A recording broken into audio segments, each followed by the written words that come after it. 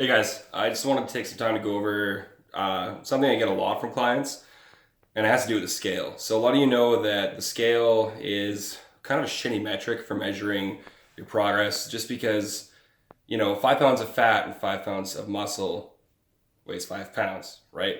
But it doesn't take into consideration volume, the density of those two substances. So one thing that I get a lot from clients is, hey, the scale hasn't moved at all this week. Like, am I doing something wrong? Do we need to decrease calories or increase calories?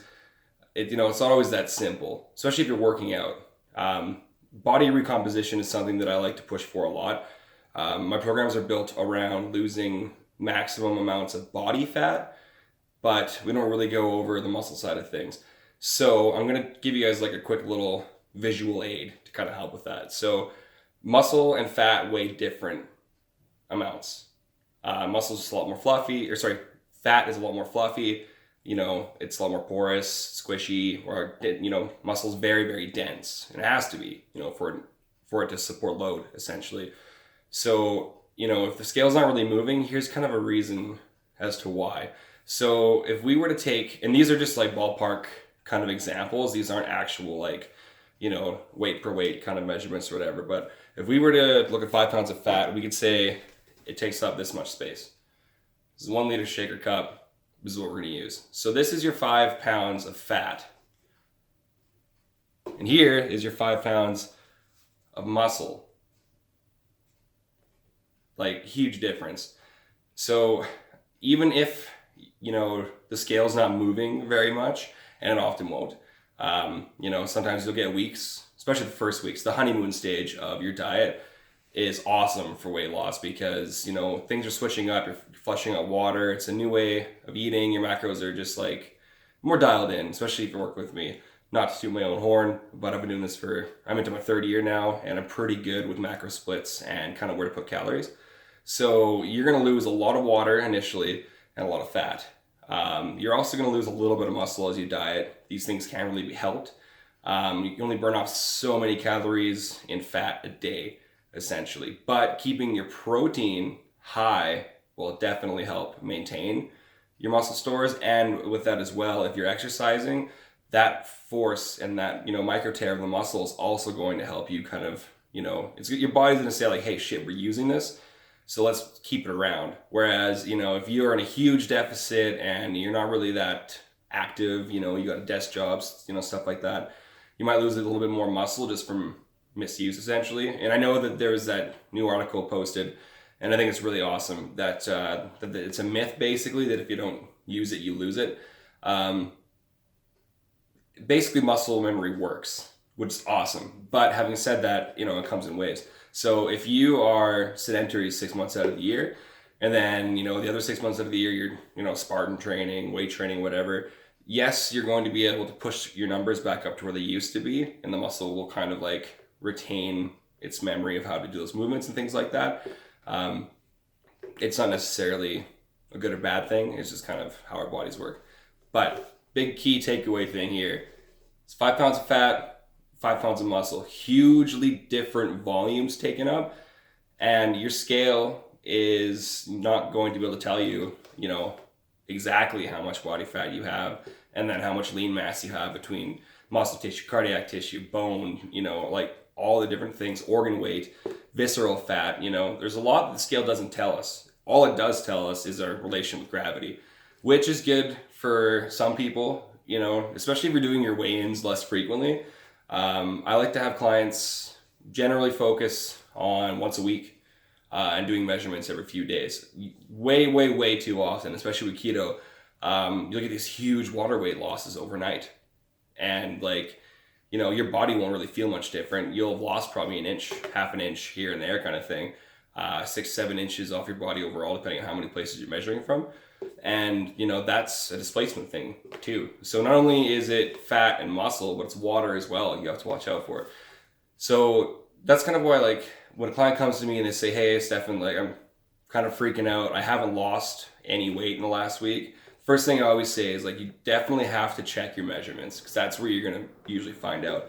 And more often than not, I get the message back and it's like, holy crap, my waist is down 2.5 inches, I've lost area around, my abdomen. It's awesome. So like, it's really, really, really important just to remember that it's not just one measurement that you're taking, and anything to do with diet and fitness, there's a lot of factors involved, especially with women. Shark Week's coming. A lot of water's in the stack on, right? Your measurements might go up. They probably will, and your weight too, which can be really frustrating. But within a week or two afterwards, you've lost that water weight and then some. Usually, as long as you're sticking to your diet. So generally just try not to focus so much on the scale. Track your measurements. Make sure you're staying hydrated. I recommend 2.5, 3.5 liters of water per day for anybody. More. I take in probably about 6 liters on a good day, but I'm of course quite a large boy, so it takes a lot more water to keep me going throughout the day than it takes for you to keep going throughout the day. On top of this as well, I recommend that you also just like track your mood.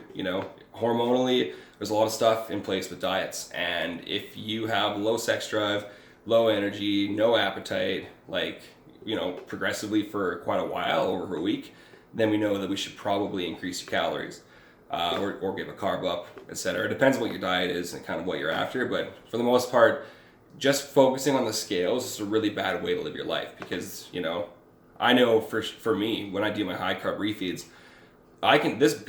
this giant body can hold 12 plus pounds of water between food bulk, muscle glycogen, actual storage, my sodium content for the day. If I decide to get a little crazy with some sushi for my refeed, that's going to be probably a given 3 pounds just in the sodium for the sushi. So it's really, really important to remember that the water weight will come up on and off, whatever, but any of the fat that you've lost is lost. It doesn't magically just come back on, which is why, another point, a lot of people on keto diets are like, oh, it didn't really work for me. I stopped the diet and I put on all my weight. And it's like, well, no, you didn't put your fat back on, because that's impossible. You put your water weight back on and you continue eating like an asshole. And that's why, a low carb diet didn't work for you, or any diet really. A lot of people, they say, I tried this diet, I tried, if it fits my macros. I've tried, Mediterranean, paleo, the zone, Whole30. I tried it all, and, I stopped the diet and I gained my weight back. People don't really focus on the hinge of that sentence. I stopped the diet and put the weight back on. So what you did is you stopped eating in a controlled way, and you kept eating intuitively, which doesn't really work for you if you're trying to get into a diet to lose weight. Right? There's a lot of stuff now in our modern world. My fridge is right over there. Food is right over there. It would take me 20 seconds to cross over and grab something to eat.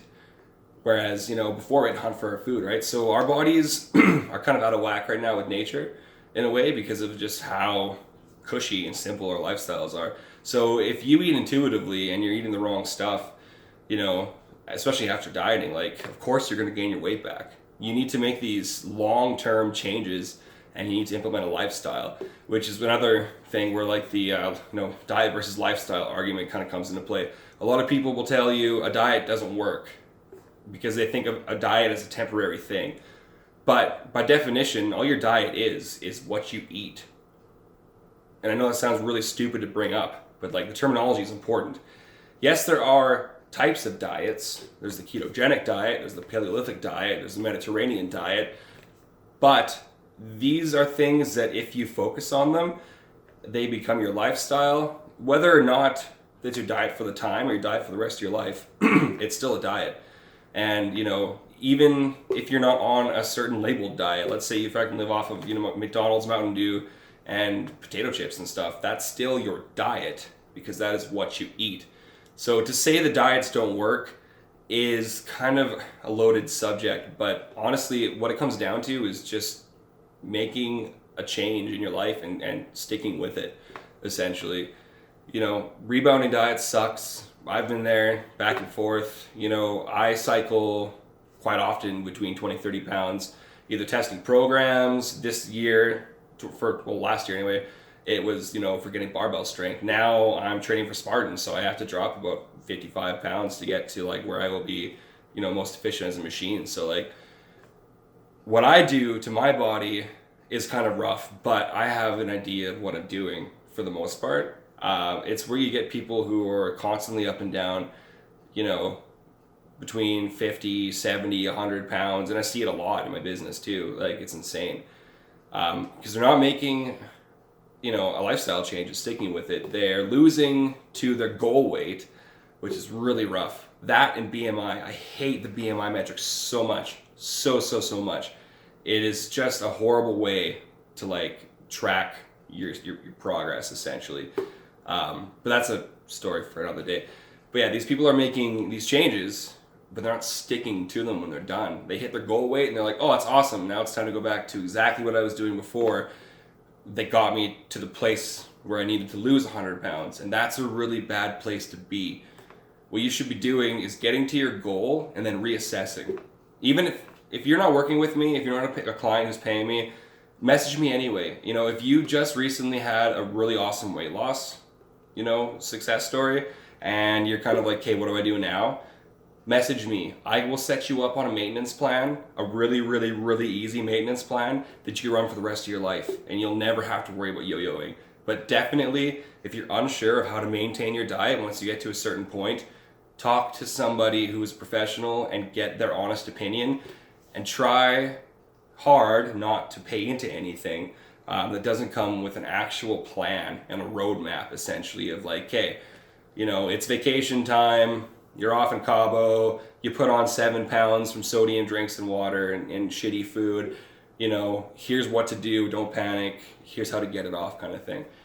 You should always have a sort of contingency plan, and you should always be mindful of your diet. The very worst thing you want to do is just chuck it in the fucking bucket and say, well, I lost my weight, we'll see how I do for next summer, kind of thing. Because that's when you get up to another 20, 30 pounds. Sometimes when you finish a diet, your body is a little bit panicked. And it's like, oh shit, we gotta get these calories back in. So you'll have this subconscious hunger that doesn't really go away. And it's your body's way of trying to regulate you in homeostasis, which is something I want to kind of covering in another video. But yeah, just the big takeaway here, and I went on a huge rant and I apologize, but free knowledge is free knowledge.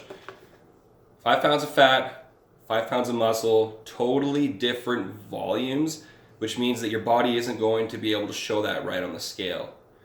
And it's really, really important just to remember that measurements are king, and mood, energy, all that stuff, all factors together. But if you're just focusing on the scale to let you know how you're doing, that's a really, really bad support system.